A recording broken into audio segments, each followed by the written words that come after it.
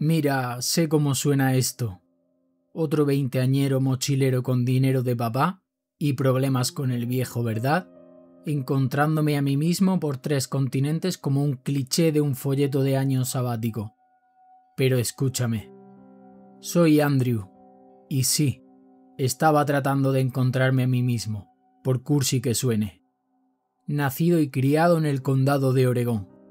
Esas montañas me enseñaron todo sobre leer el terreno, sobrevivir en la naturaleza y respetar el desierto.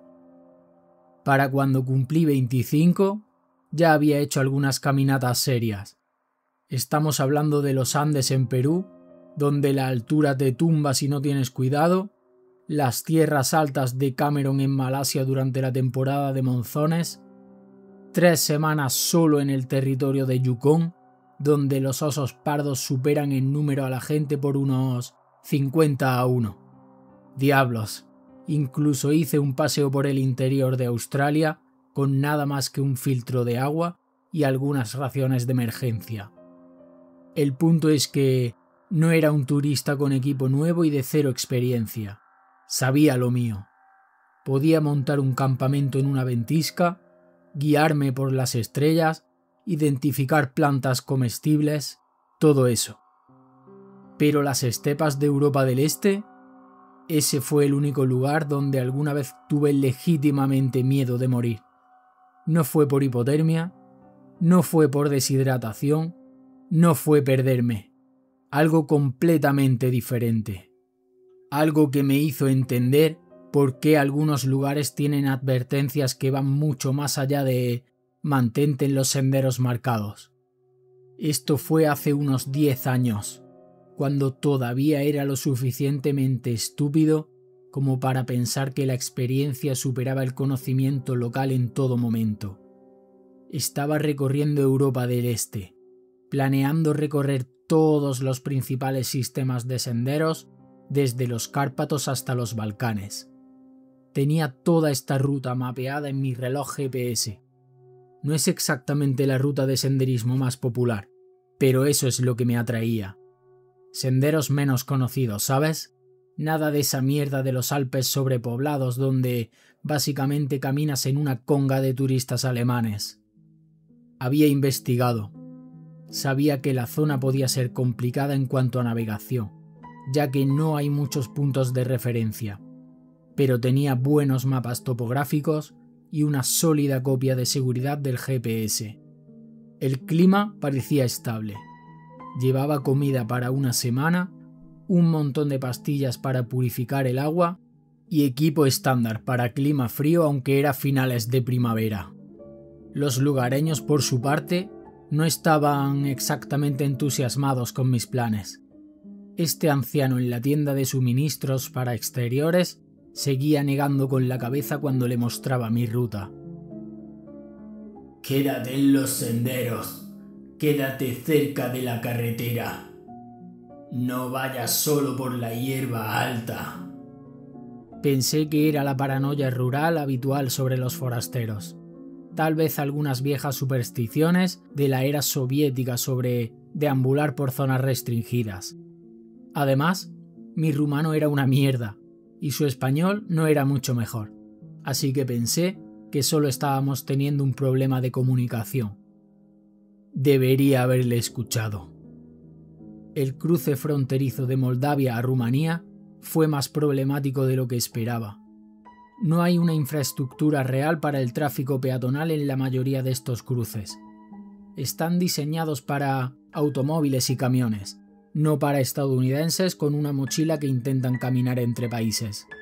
Los guardias moldavos apenas miraron mi pasaporte, pero el lado rumano fue diferente. El oficial parecía tener unos 25 años, probablemente aburrido de trabajar en ese cruce remoto. Hojeó mi pasaporte, me hizo un montón de preguntas en inglés chapurreado sobre a dónde iba, cuánto tiempo planeaba quedarme y si tenía alojamiento reservado. Cuando expliqué que planeaba caminar por tierra hasta los Balcanes, su expresión cambió. Llamó a un guardia mayor y tuvieron una conversación rápida en rumano que no pude seguir. Finalmente, el hombre mayor me miró y dijo: ¿Tienes guía? Sin guía, tengo experiencia, tengo mapas GPS. Luego, más rumano entre ellos. Después, el oficial más joven extendió la mano con ese gesto universal que significa una cosa. Deslicé un billete de 20 euros y de repente mi papeleo estaba en orden. Pero cuando me estaba poniendo la mochila para irme, el guardia mayor me agarró del brazo. Su inglés era mejor de lo que esperaba. 15 millas es mucho cuando llevas una mochila llena. Los senderos de caza suelen ser bastante fiables. Los animales conocen los caminos más fáciles mejor que cualquier diseñador de senderos humano. Así que me salí del sendero. El sendero de caza fue sólido al principio, bien usado, tal vez 2 pies de ancho, cortando directamente a través de ese mar interminable de hierba alta y matorrales. Las estepas de aquí no se parecen en nada que hubiera visto antes. No era la hierba de pradera como en el Medio Oeste, o los matorrales a los que estaba acostumbrado de California. Esto crecía en grupos gruesos e irregulares, algunos parches a la altura de la rodilla, otros llegando casi hasta mi pecho, lo suficientemente denso como para que no pudiera ver más de 20 metros en cualquier dirección. Mis mapas topográficos mostraban toda esta zona como tierras de cultivo intermitentes y matorrales bajos, pero en el suelo era solo hierba, infinita y alta, tragándose el horizonte. Se sentía como si el mapa fuera una mentira y hubiera entrado en alguna reserva natural o algún terreno gubernamental. Tal vez una granja industrial había quedado en barbecho durante años.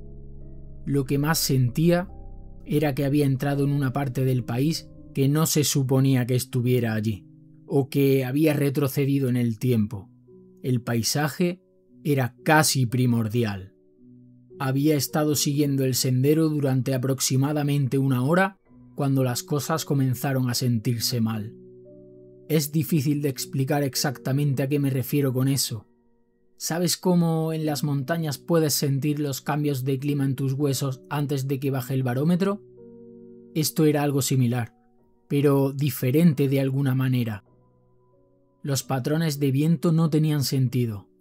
Sentía una brisa del este, luego unos pasos más tarde cambiaba por completo viniendo del sur, luego moría por completo, pero la hierba no se movía con él de forma consistente. Algunos parches se balancearían normalmente, otros permanecerían perfectamente quietos, incluso cuando podía sentir el viento en mi cara. Me detuve. Hice un escaneo completo de 360 grados como me habían entrenado. Escuché con atención. Los sonidos habituales de la estepa estaban allí. Insectos, algunos cantos de pájaros distantes, el susurro constante de la hierba moviéndose contra sí misma. Nada obviamente amenazante, pero mi instinto me decía algo diferente. Fue entonces cuando escuché el sonido que provenía de un grupo entero de jabalíes salvajes irrumpiendo a través de la hierba, tal vez a 30 metros a mi izquierda, corriendo a toda velocidad como si algo les estuviera persiguiendo. Debían ser 8 o 10, incluida una cerda enorme que debía pesar fácilmente 150 kilos. Se movían perpendicularmente a mi sendero y ni siquiera parecían notarme. Mi ritmo cardíaco se disparó por un segundo. Los jabalíes salvajes no son una broma si deciden que eres una amenaza, pero claramente corrían de algo, no hacia mí. Probablemente asustados por mi olor y huyendo a un territorio más seguro. Me reí de mí mismo, tomé un trago de agua y seguí caminando. Pero esa sensación de ser observado nunca desapareció, y ahora estaba empezando a notar otras cosas. Parches de hierba que parecían moverse de forma independiente, fluyendo en patrones que no coincidían con el viento, siempre justo al borde de mi visión periférica, siempre deteniéndose en el momento en que me giraba a mirar directamente. Algo me estaba rastreando a través de la hierba, algo que sabía cómo permanecer oculto. Tuve tal vez 2 segundos entre ver la hierba separarse y que la cosa me golpeara. Vino directamente de frente, manteniéndose tan cerca del suelo que apenas noté el movimiento. Solo esta ondulación en la hierba, como una roca rodando cuesta abajo, excepto que las rocas no se mueven tan rápido y seguro que no tienen dientes. Hice lo que pensé que funcionaría con la fauna agresiva. Tiré mi mochila con fuerza a la izquierda, con la esperanza de distraerla, y me lancé directamente al parche de hierba más espeso que pude ver. Era una apuesta, pero pensé que cualquier cosa era mejor que simplemente quedarme allí de pie. La cosa ni siquiera miró la mochila. Caí al suelo e inmediatamente intenté rodar, volver a poner los pies debajo de mí, pero algo se cerró sobre mi pierna izquierda justo por encima del tobillo, como una trampa de acero cubierta de papel de lija. La presión era increíble, como si fuera a partirme la tibia por la mitad. Entonces comenzó a arrastrarme. Te lo digo, he estado en malas situaciones antes. Desprendimiento de rocas, inundaciones repentinas, incluso un león de montaña me acechó durante medio día en las sierras.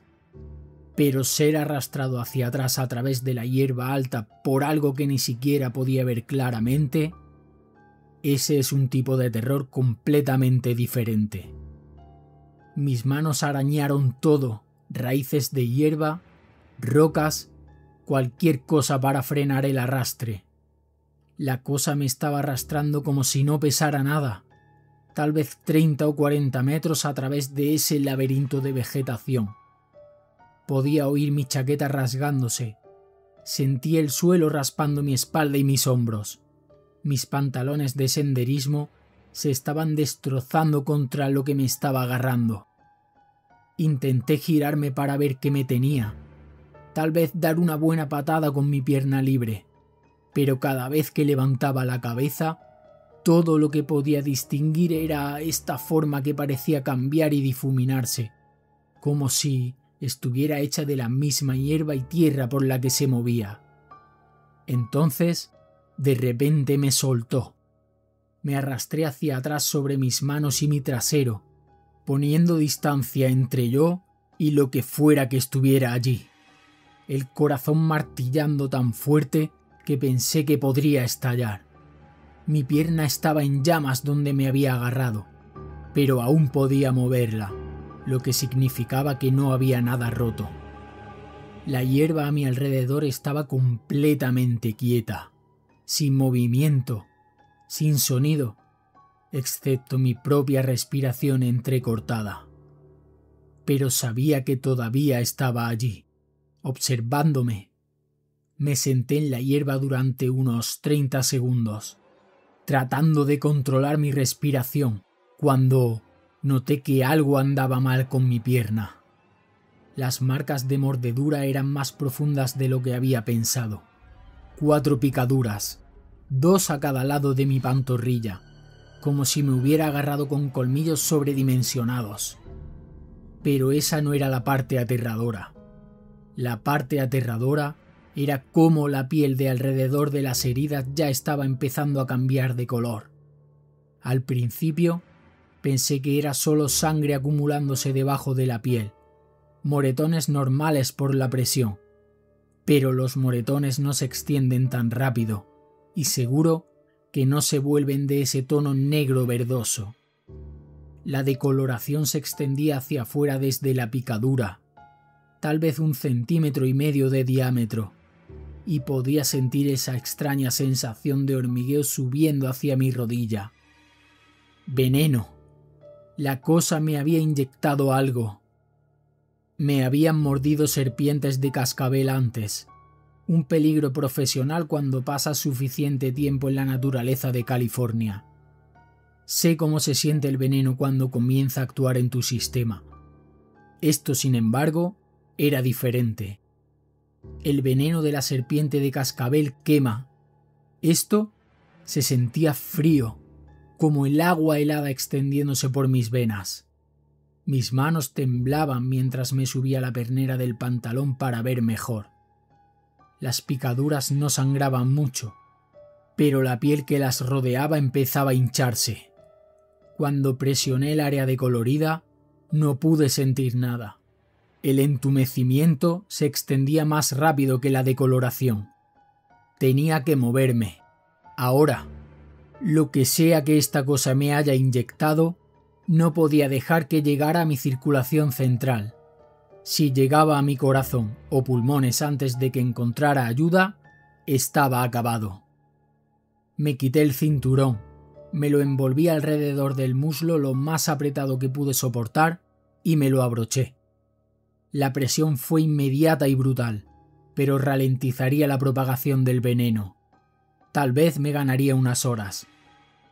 Mi mochila todavía estaba donde la había tirado, a unos 20 metros de distancia.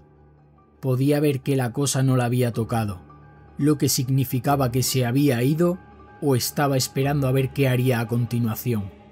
Realmente no podía preocuparme por eso ahora. Necesitaba mi botiquín de primeros auxilios, mi GPS y el agua que me quedaba. La ayuda más cercana estaba a menos de un par de horas de caminata si me esforzaba. Solo tenía que llegar hasta allí antes de que mi pierna se pudriera. Hice tal vez 1 kilómetro antes de tener que dejar de confiar en ambas piernas. El bastón de senderismo se convirtió en una muleta, soportando la mayor parte de mi peso mientras arrastraba mi pierna izquierda detrás de mí. Cada paso enviaba descargas de dolor a través de mi cadera, pero la alternativa era peor. Lo extraño era lo silencioso que se había vuelto todo. No más susurros en la hierba, ninguna sensación de ser acechado. Al principio pensé que eran buenas noticias. Tal vez la cosa se habría rendido, se habría mudado a una presa más fácil. Entonces me di cuenta de lo que realmente estaba pasando. Ya no necesitaba cazarme. El veneno haría el trabajo por él. Todo lo que la cosa tenía que hacer era seguir a distancia y esperar a que el veneno me derribara. Entonces podría alimentarse a su antojo. El pensamiento me hizo esforzarme más, aunque mi pierna empezaba a parecer algo sacado de un libro de texto médico. La hinchazón había empeorado tanto que tuve que abrirme la pernera del pantalón con mi navaja multiusos. La decoloración se había extendido más allá de mi rodilla, subiendo por mi muslo en estos patrones retorcidos, como venas que se veían horribles. Estaba siguiendo lo que parecía un sendero de animales, con la esperanza de que me llevara a un terreno más alto donde pudiera orientarme, cuando la hierba se abrió en esta depresión poco profunda. Tal vez 4,5 metros de ancho, tallada en la tierra como una huella gigante. Fue entonces cuando los vi. Huevos, docenas de ellos, agrupados en el centro de la depresión como una especie de vivero de reptiles. Cada uno tenía el tamaño de un balón de fútbol americano, con cáscaras tan finas que eran casi transparentes. Podía ver cosas moviéndose dentro, formas oscuras que cambiaban y pulsaban con su propio ritmo. Pero lo que hizo que mi estómago se cayera no fue el movimiento, fueron los cambios de color. Las cosas dentro de los huevos estaban pasando por diferentes tonos, marrón, verde, gris, como si estuvieran practicando el camuflaje antes siquiera de eclosionar. Me había topado con un criadero. El adulto que me había mordido no estaba protegiendo el territorio, estaba protegiendo a sus crías, y si había huevos que se desarrollaban, probablemente habría otros adultos cerca. tal vez toda una familia de estas cosas, esperando en la hierba alrededor del nido. Me alejé de la depresión lo más silenciosamente posible, tratando de no perturbar nada, tratando de no pensar en cuántos más de ellos podrían estar allí. Mi pierna se sentía como si estuviera en llamas. El entumecimiento reemplazado por este dolor profundo y palpitante que pulsaba con los latidos de mi corazón. Tenía que salir de aquí. Tenía que alejarme de este nido y de toda esta zona. Por muy lejos que estas cosas reclamaran como su coto de caza, necesitaba estar más allá de él antes de que el veneno terminara lo que fuera que me estaba haciendo. Apreté más mi bastón de senderismo y comencé a moverme de nuevo, 2 veces más rápido que antes, aunque cada paso se sentía como si mi pierna pudiera partirse por la mitad.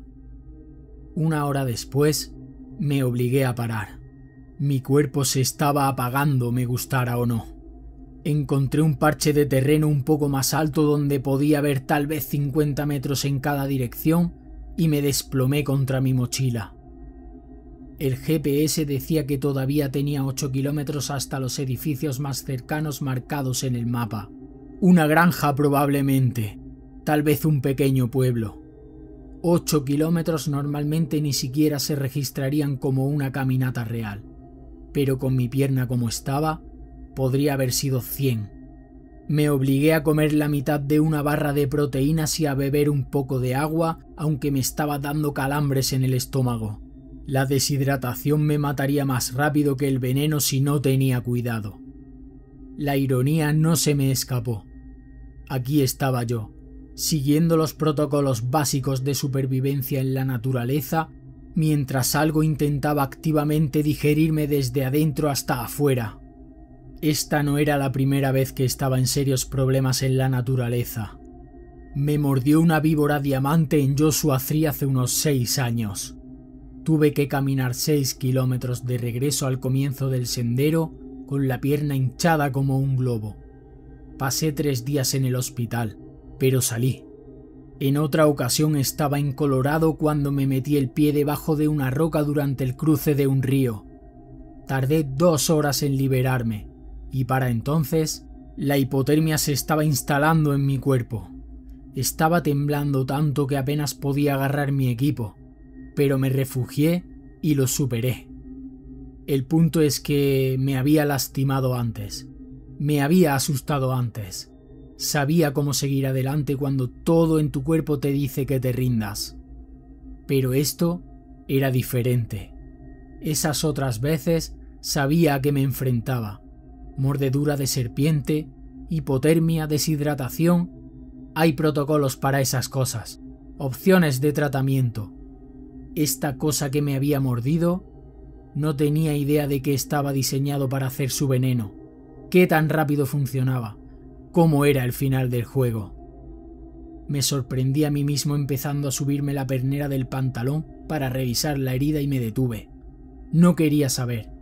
Pasara lo que pasara allí abajo, mirarlo no iba a ayudar en nada. Lo único que conseguiría con eso sería asustarme más. Tal vez hacerme entrar en pánico cuando necesitaba mantener la calma y la concentración. 8 kilómetros. Ese era el único número que importaba ahora. Me puse la mochila al hombro, ajusté el agarre del bastón de senderismo y comencé a moverme de nuevo, un paso tras otro, como siempre, como todas las montañas que había escalado, todos los senderos que había terminado. La diferencia era que, esta vez, la montaña estaba tratando de matarme desde adentro. Estaba tal vez a 3 kilómetros más cerca de la granja cuando lo volví a ver. Esta vez tenía la ventaja. Estaba subiendo por una ligera pendiente, usando mi bastón de senderismo para tirar de mí mismo, cuando algo me hizo parar. Tal vez fue la forma en que la hierba se veía extraña a unos 30 metros de distancia. O tal vez mi subconsciente captó un movimiento que no coincidía con los patrones del viento. Fuera lo que fuera, me agaché y me quedé perfectamente quieto. Al principio no pude distinguir nada inusual, solo más de la misma hierba interminable, balanceándose con la brisa de la tarde. Entonces, la brisa se detuvo y un parche siguió moviéndose. La cosa era enorme, fácilmente 12 pies de largo, tal vez más, con el volumen de un cocodrilo de agua salada, pero completamente diferente en todos los demás sentidos. En lugar de 4 patas, tenía 6, 3 a cada lado, espaciadas uniformemente a lo largo de su cuerpo como una especie de 100 pies prehistórico. Pero la parte más extraña fue ver cómo cambiaba su piel. Había visto a los camaleones hacer su cambio de color antes, pero esto estaba en un nivel completamente diferente. La piel de la criatura se ondulaba y fluía a través de diferentes patrones, tonos marrones de tierra, colores verdes de hierba, incluso las sombras moteadas donde la luz del sol se filtraba a través de la vegetación.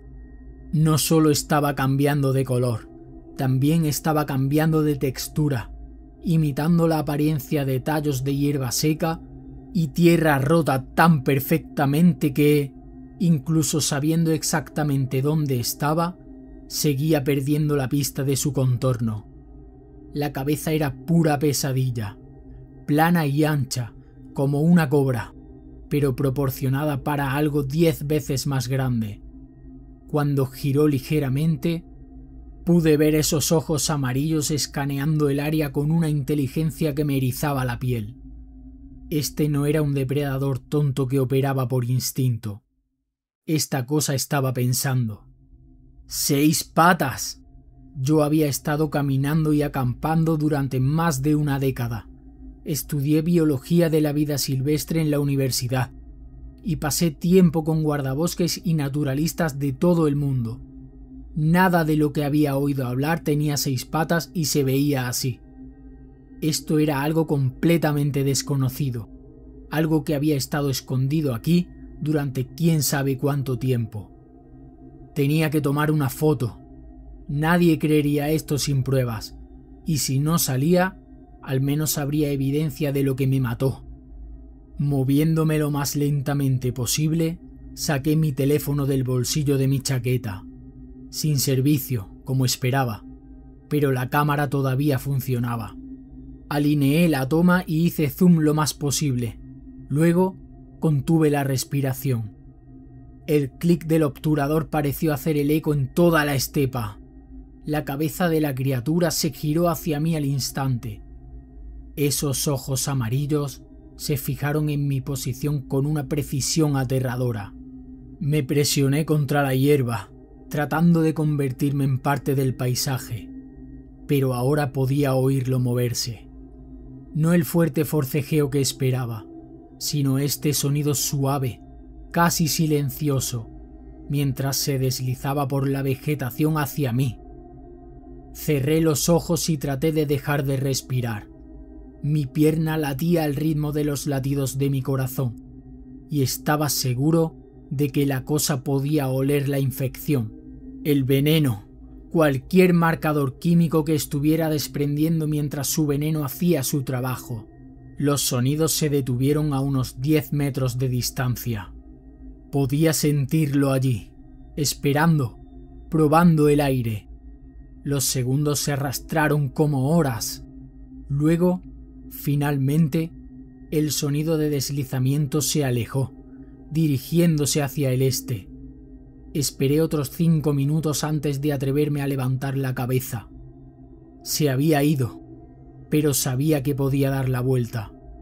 Estas cosas eran inteligentes, pacientes. Tenía que moverme rápido. Revisé la foto en mi teléfono.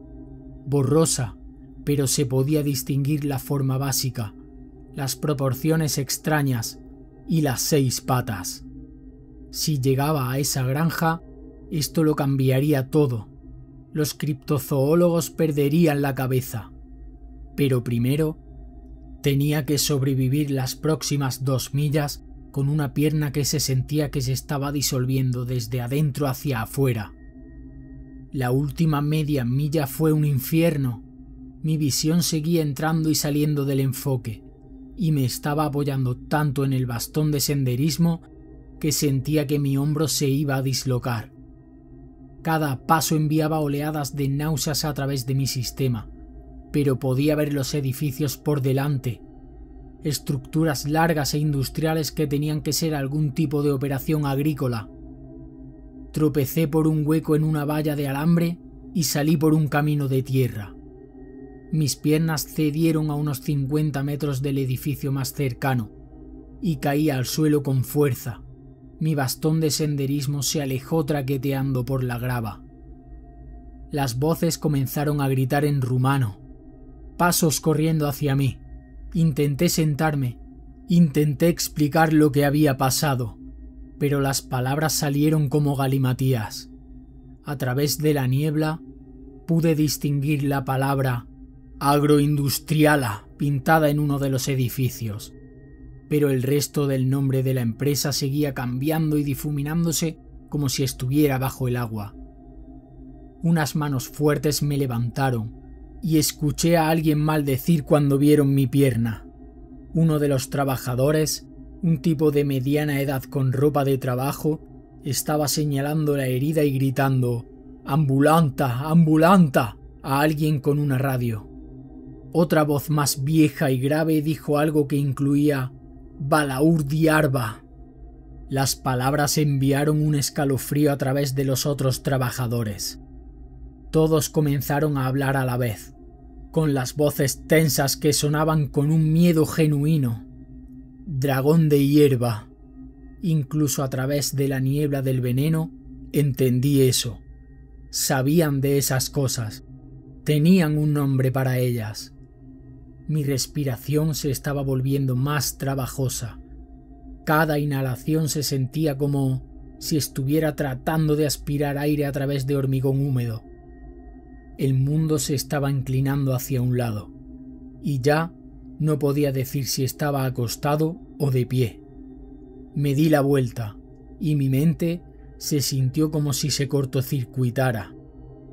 Las estepas por las que había caminado habían desaparecido. Simplemente desaparecieron. Donde antes había un mar interminable de hierba, ahora era lo que parecían kilómetros de tierras de cultivo. Seguramente esto debe haber sido solo un efecto del veneno. Sentí que mi conciencia se desvanecía. Lo último que recuerdo claramente fue el interior de una ambulancia, el golpe rítmico de los neumáticos sobre el asfalto y un paramédico trabajando en mi pierna mientras hablaba rumano a toda velocidad por una radio. La sirena parecía venir de muy lejos, como si estuviera bajo el agua. Entonces todo se volvió negro. Estoy sentado en mi estudio ahora mismo, mirando una impresión de esa foto, 10 años después, y sigue siendo la única prueba que tengo de que todo esto realmente sucedió. La calidad de la imagen es terrible. Apenas se puede distinguir el contorno de la criatura a través de la hierba, y las 6 patas solo parecen sombras y vegetación para la mayoría de gente. Se lo he mostrado a criptozoólogos, biólogos de la vida silvestre, incluso lo he publicado en foros dedicados a especies desconocidas. La respuesta siempre es la misma. Obviamente retocada con Photoshop, o artefacto de la cámara, o mi favorita personal. Buen intento, pero podemos detectar una falsificación a 1 milla de distancia. Lo cierto es que no los culpo. Si alguien me hubiera mostrado esta foto antes de mi viaje a Rumanía, habría dicho lo mismo. Me subo la pernera del pantalón y miro las cicatrices. 4 picaduras, 2 a cada lado de mi pierna, exactamente donde las recuerdo. La piel que las rodea todavía está ligeramente decolorida, como un viejo moretón que nunca se desvaneció del todo. A veces, cuando el clima cambia, Toda la zona duele con un dolor profundo, a nivel óseo, que me recuerda exactamente lo cerca que estuve de no volver a casa. Los registros del hospital son bastante escasos.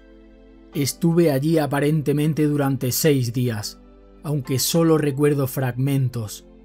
Goteos intravenosos, médicos hablando en rumano rápido, alguien haciéndome preguntas en inglés chapurreado sobre lo que me había mordido. Cuando intenté explicar lo de la criatura, lo del camuflaje y las 6 patas, simplemente asintieron cortésmente y escribieron algo que probablemente se tradujo como: el paciente está delirando a causa del veneno. El vuelo de regreso a casa también es en su mayor parte borroso.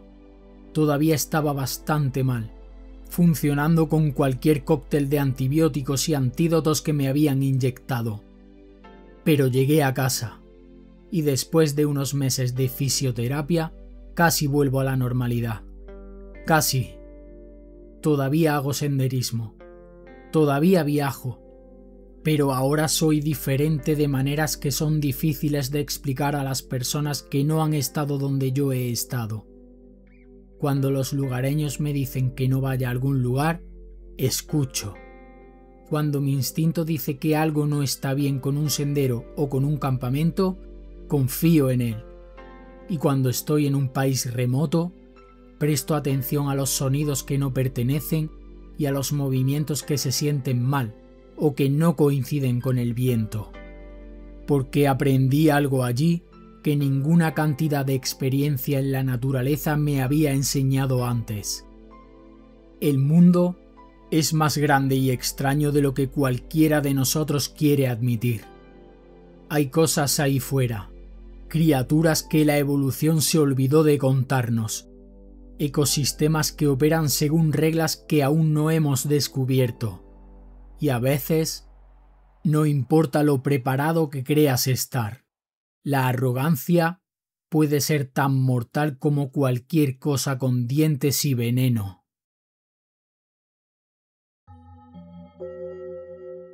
¿Qué les pareció la historia del senderista? ¿Aterradora, cierto? Ser acechado por una criatura así, en plena soledad en la naturaleza, debe ser de las peores experiencias que alguien pueda vivir. Si les gustó la historia y quieren seguir explorando relatos de terror y misterio, me ayudan mucho dándole like, suscribiéndose y activando la campanita. Cada domingo a las 8 tendrán un nuevo vídeo, así que no se lo pierdan. Nos vemos en la próxima pesadilla.